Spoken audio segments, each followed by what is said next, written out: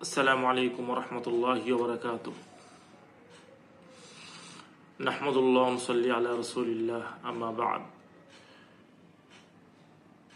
فأعوذ بالله من الشيطان الرجيم بسم الله الرحمن الرحيم ما سلككم في سقر قالوا لم نكن من المصلين ولم نكن نطعم المسكين صدق الله مولانا العظيم.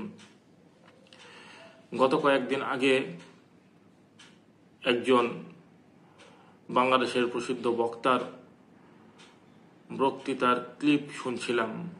সেখানে তিনি বলেন, নামাজ পড়লে জান্নাত পাওয়া যায় এমন কোনো কথা আল্লাহ তাআলা কোথাও বলেননি, কোরআনেও নাই, হাদিসেও নাই।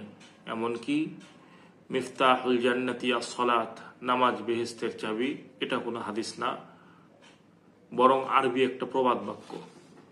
আমি খুঁজে পাইনি। আপনারা আলেম আছেন, আপনারা জানেন, আমার জানা মতে এমন কোনো আয়াত এবং হাদিস নাই। এভাবে তিনি একটা বক্তব্য দেন। তো আমার কথা হচ্ছে যে আল্লাহ তাআলা কোরআন নাজিল করেছেন বিস্তারিত কোনো বিষয়ে কথা বলার জন্য না। আল্লাহ তাআলা একজন মানুষের জীবনের প্রত্যেকটা বিষয় নিয়ে দুনিয়া এবং আখিরাতের সবগুলোর সমষ্টি মিলে আল্লাহ তাআলা এই কোরআনকে নাজিল করেছেন এবং এর মধ্যে সবকিছু আছে। চিন্তা ভাবনা করে খুঁজলে ইনশাআল্লাহ সবকিছুই পাওয়া যাবে।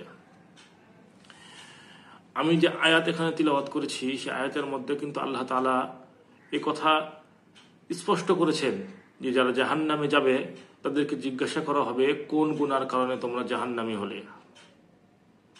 তখন জাহান্নামীরা উত্তর দিবে, আমরা নামাজ পড়তাম না, লাম নাকু মিনাল মুসাল্লিন। কয়েকটা কারণ বলা হয়েছে জাহান্নামে যাওয়ার, তার মধ্যে একটা কারণ হচ্ছে নামাজ না পড়া।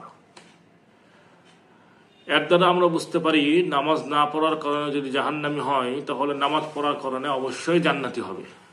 এটা আলাদা করে আয়াতের মধ্যে বলে দেওয়ার কোনো প্রয়োজন নাই। আবার যদি আমরা কোরআনের অন্যান্য আয়াতগুলো দেখি, যেমন সূরা মুমিনুন এর প্রথম থেকে মোটামুটি 10-11 আয়াত যদি আমরা দেখি, সে আয়াতে আমরা দেখতে পাবো সূরা মুমিনুনের শুরুতে আল্লাহ তাআলা বলেন মুমিনদের গুণ সম্পর্কে, আল্লাযীনা হুম ফি সালাতিহিম খাশিউন, যারা নামাজের মধ্যে খুশুর সাথে নামাজ পড়ে, নম্র বিনয়ের সাথে নামাজ পড়ে। আবার শেষের দিকে আল্লাহ তাআলা বলেন ওয়াল্লাযীনা হুম আলা সালাওয়াতিহিম ইউহাফিজুন, যারা যত্ন সহকারে নামাজের ব্যাপারে, নামাজ আদায়ের ব্যাপারে যারা যত্নশীল তাদের ব্যাপারে। এই মোট 9টা গুণের মধ্যে নামাজের কথা 2বার এসেছে। তো তাদের পুরস্কার কি হবে? উলাইকা হুমুল ওয়ারিসুন আল্লাযীনা ইয়ারিসুনাল ফিরদাউসা হুম ফিহা খালিদুন, যারা জান্নাতুল ফিরদাউসে যাবে তাদের ওয়ারিস এই সমস্ত লোক হবে, যাদের কয়েকটা গুণ থাকবে। তার মধ্যে অন্যতম একটি গুণ হচ্ছে নামাজে তারা যত্নবান হবে এবং নিয়মিত নামাজ পড়বে এবং নামাজের মধ্যে খুশু এটা বজায় রাখবে। এই আয়াত স্পষ্ট আমাদের সামনে আছে যে নামাজের মাধ্যমে জান্নাতে যাওয়া যায়। সরাসরি এমন কোনো আয়াত নাই তোমরা নামাজ পড়ো বেহেশতে যাবা, এরকম আয়াত তো কোনো কিছুরই নাই। তোমরা হজ করো বেহেশতে চলে যাবা, এইভাবে করে আয়াত নাই, হাদিসও নাই। বরং হাদিসের মধ্যে কয়েকটা আমল একসাথে আছে, নামাজ, রোজা, হজ, যাকাত, এরপরে নামাজ পড়া, মানুষকে খানা খাওয়ানো, আফসুস সালাম ওয়াতইমুত তাআম ওয়াসিলুল আরহাম ওয়াসাল্লু বিল্লাইলি ওয়ান নাসু নিয়াম তাদখুলুল জান্নাতা বিসালাম। এভাবে হাদিস এসেছে যে তোমরা সালামের প্রচার করো, মানুষকে খানা খাওয়াও, আত্মীয়তা সম্পর্ক বজায় রাখো, তাহাজ্জুদের নামাজ পড়ো, নিরাপদে বেহেশতে চলে যাবে। তো এই গুণগুলো নফল ইবাদতের গুণ, এই নামাজগুলো নফল নামাজ, এটার কারণে জান্নাতে যাওয়ার ওয়াদা আল্লাহ রাসূল করে দিয়েছেন। তাহলে ফরজ ইবাদত নামাজের দ্বারা কি আমরা জাহান্নামে যাব? অবশ্যই না, জান্নাতে ইনশাআল্লাহ যাব। এছাড়াও উনি যে হাদিসের কথা বলেছেন এমন কোনো হাদিস নাই, বরং এটা আরবি প্রবাদ। তিরমিজি শরীফ খুলে দেখেন, জাবির ইবনে আব্দুল্লাহর হাদিস, এবং আলবানী সাহিব এটাকে সহিহ লিগাইরিহি বলেছেন যে মিফতাহুল জান্নাতি আস-সালাত। তাছাড়া আমরা অন্যান্য হাদিস দেখেছি, আমরা বুখারী মুসলিমের যে হাদিসগুলো পাই সে হাদিসে আল্লাহ রাসূল সাল্লাল্লাহু আলাইহি ওয়াসাল্লাম বলেছেন মান সাল্লা বারদাইনি দাখালাল জান্নাহ, যে ব্যক্তি 2 ঠান্ডার নামাজ পড়বে, অর্থাৎ ফজরের নামাজ এবং আসরের নামাজ, এই 2 নামাজ যারা পড়বে সেই ব্যক্তি জান্নাতে যাবে। তাহলে 2 ওয়াক্ত নামাজের ফজিলত যদি এটা হয়ে থাকে, তাহলে 5 ওয়াক্ত নামাজ পড়লে জান্নাতে যাবে না এটা আলাদা করে বলতে হয় না, বা জান্নাতে যাবে এটা আলাদা করে বলতে হয় না।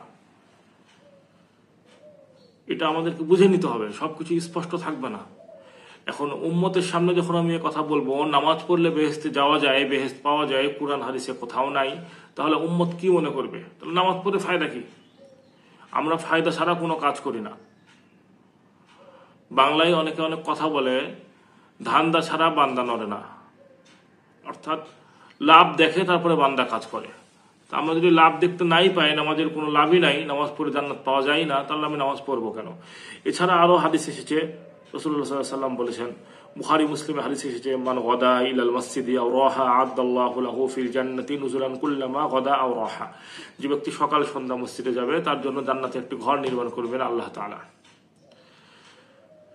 তাহলে মসজিদে তোর গল্প করার জন্য কেউ যাবে না, নামাজের জন্যই যাবে। তাহলে বোঝা গেল নামাজের জন্য যারা মসজিদে যাবে, অর্থাৎ যারা নামাজ পড়বে তাদের জন্য জান্নাতে ঘর নির্মাণ হবে। এভাবে হাদিসও এসেছে, কুরআনও এসেছে। তাই আমি বলবো, আপনি একজন আলেম হয়ে এই ধরনের কথা উম্মতের সামনে বলবেন না। আপনি না পেতে পারেন, সেটা আপনার অযোগ্যতা, কুরআন হাদিসে না এটা বলবেন না। আমরা অনেক সময় বলি এই জিনিসটা আমি পাইনি, আমি না পেতে পারি, না পাওয়াটা না থাকার দলিল না। আমার জ্ঞান ওই পরিমাণ নাই যে আল্লাহ তাআলার প্রত্যেকটা কথাই আমি বুঝবো। এর মানে এটা না যে আল্লাহ এই কথা বলেননি, আল্লাহ হয়তো বলেছেন অন্য ইশারা ইঙ্গিতে, যেটা আমি বুঝতে পারিনি। সেই জন্য একজন আলেম হয়ে এভাবে কোরআন এবং হাদিসের উপরে আঙ্গুল তুলে মানুষকে বলা যে কোরআন হাদিসে কোথাও নাই, এটা আলেমের শান না। আপনার এই কথার দ্বারা অনেক মানুষ চিন্তা করবে যে নামাজের মধ্যে তো জান্নাতে যাওয়ার মতো কোনো ফায়দা নাই, তো কষ্ট করে শীতের মধ্যে এত সকালে উঠে নামাজ পড়ে ফায়দা কি যদি আমি জান্নাত না পাই?